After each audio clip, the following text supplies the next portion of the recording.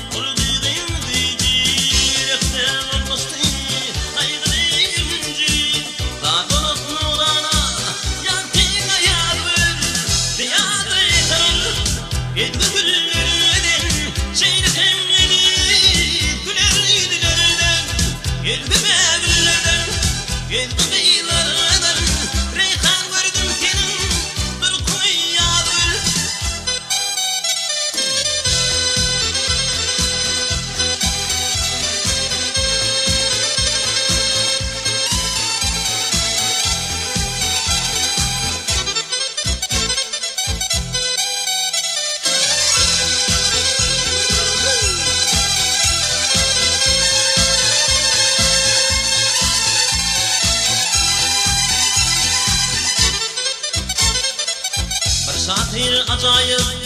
aklını yazdı acayip kırpma bir sözler ağzı